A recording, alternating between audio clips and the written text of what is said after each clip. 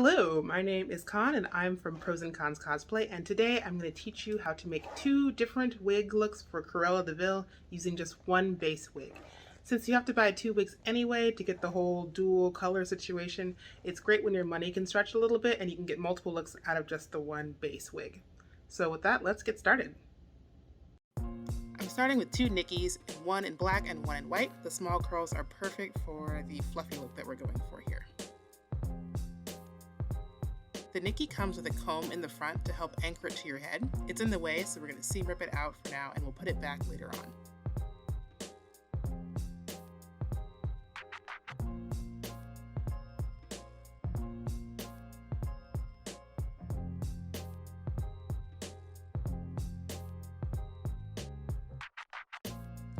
Now it's time for some wig surgery so the two colors can be spliced together. I marked the center as a guide with a washable fabric marker, but when cutting, include a few extra millimeters for seam allowance for when you sew the two halves together. When you cut the netting of the wig, treat it like you're cutting fur. You don't want to cut the actual hair, you just want to cut the netting itself. Next, we'll move down to the wefts themselves. The same idea here. I should mention that before you start cutting, make sure you have the colors on the correct side. If you're looking at Cruella, the black is on the left and the white is on the right. I've definitely never made that mistake before. I've finished cutting this netting here, so get ready for a satisfying wig pull. It's like a wefty grilled cheese. Here it is again on the black side. So satisfying.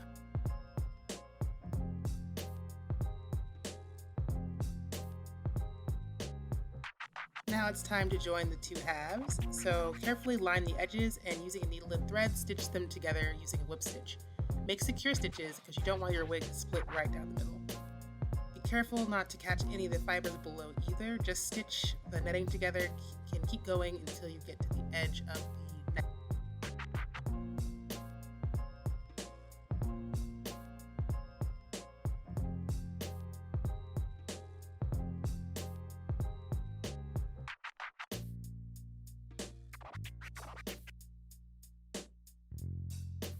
I apologize for the angle here, but the next thing to do is to sew together each individual weft, making it nice and tight so they don't separate. I believe I counted 18 or 19 rows from the netting to the tag, so this is definitely pretty tedious, but it wouldn't be Cruella without some cruelty, right?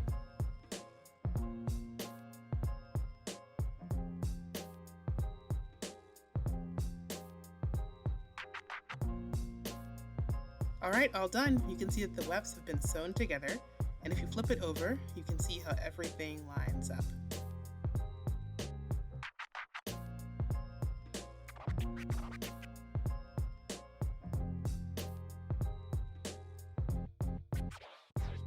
Now I've mounted it to my wig head so we can start styling it by curling the bangs. I'm using the thinnest end of a tapered curling iron and rolling the hair around it, letting the fibers heat up for a few seconds. Slip out the curling iron and let it cool before releasing. If you have rollers and a steamer, this might go a little bit faster, but I don't have any that are small enough and the hair here is pretty short, so this was my workaround.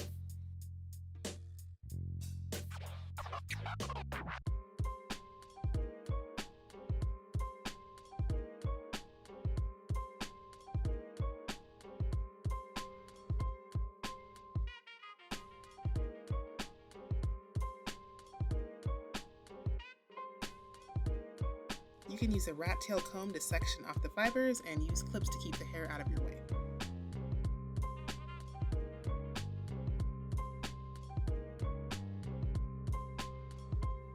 Repeat the same process on the other side.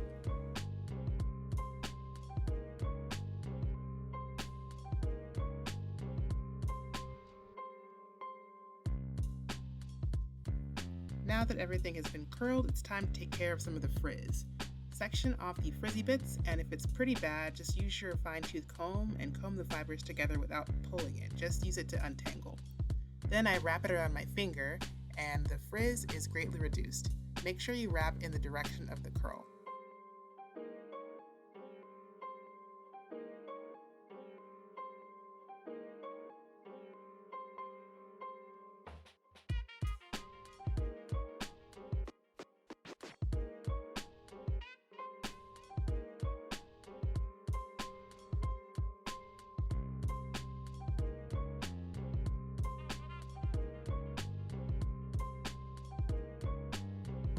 Next, I'm using my fingers to separate some of the curls for a more natural look.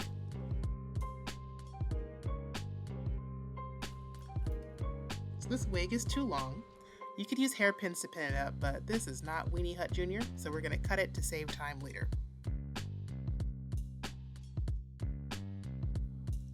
When you're cutting curls, don't pull it and cut it to the length. It will spring to be way shorter than you want it to be. Instead, cut long and feather your cuts. I use almost a scraping motion when I cut my wigs. As you'll soon see, curly wigs can hide any number of sins, but obviously you can't tell how uneven you're trimming until way later when we straighten it out. Ordinarily, I would have started out with a straight wig and then curled it, but they were out of stock of the wig that I wanted. And the last style that I'm demoing is a little shorter. It's not really a big deal. And just make sure you cut judiciously here, so that way you don't accidentally cut off too much.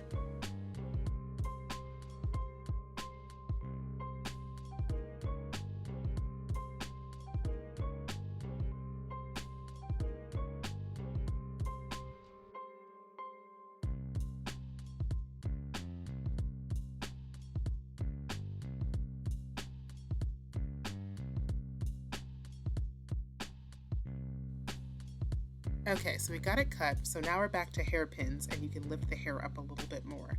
Just keep kind of futzing with it until you get it the way that you want it to look.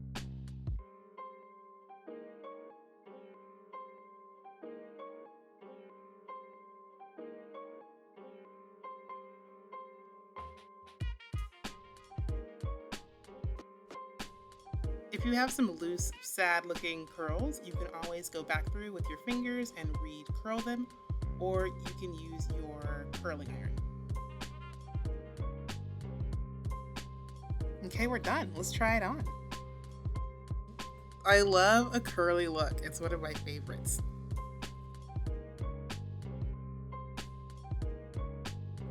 Okay, next style. Take out those hairpins and grab your steamer. Start sectioning out the hair and using a wide tooth comb to steam out the curls. It doesn't have to be stick straight, but just enough to take out most of the curl, so that way later on it'll be a lot easier to straighten it. Don't pull too hard as you're steaming so you don't warp the fibers. Just use enough pressure on the comb so that the curls will straighten out.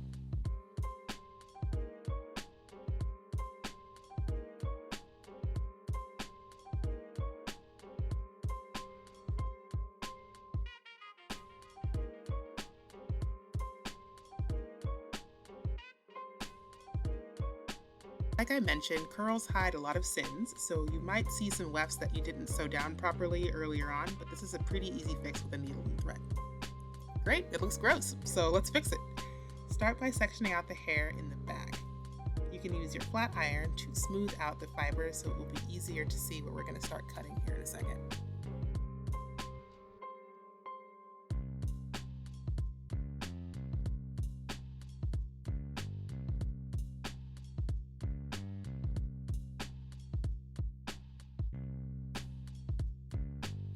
Use feathering cuts, and the back should be the shortest point on the wig. I eventually cut the lowest 2 rows to about 2 inches in length, and you'll want to use the point of your scissors to kind of refine the shape.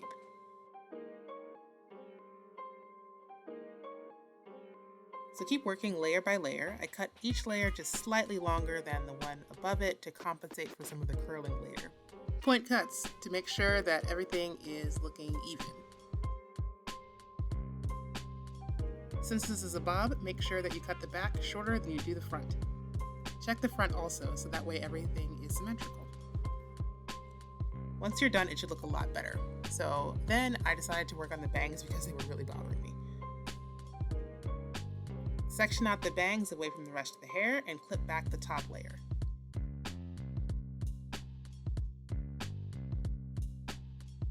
Heat a small section with your flat iron and then roll it over a round brush, turning it until the hair is cool. After trying it on later, I decided to cut the bangs a little bit more so that they would hit above my eyebrows, but this was a pretty good start.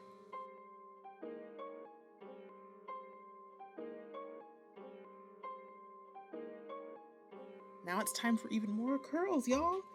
So I'm using a 1-inch curling iron here, but you can use rollers if you have them, and you want to make sure you're curling the wig vertically. Let the fibers heat up for a few seconds and then scoot it off the edge. I use my fingernails here because I like to live dangerously, but a better method is to use the edge of a metal rat tail comb, or you can even use a metal hairpin to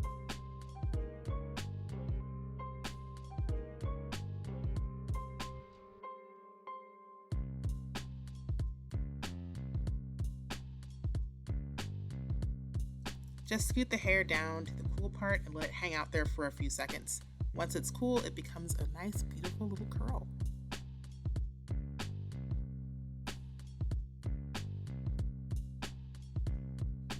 Alright, it's curly again, only in a different direction. Use your fingers to separate the new curls, and you want a lot of definition, so don't separate them too much. Use a fine-tooth comb around the crown of the head, and you can also use your curling iron to kind of press down the top area if there's any curls that made up a little bit too far, and just to flatten down the little definition between the two halves. Like I mentioned, it was a little bit too long for the bangs for me, so I decided to trim them about another inch, and I used point cuts to make sure that they were straight all the way across.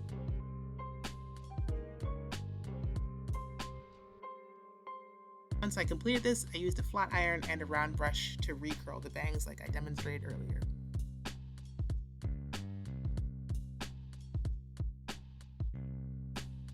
Alright, done. Time to try it on. Yes, it's so delightfully severe. I wish I could wear this to work. I love it.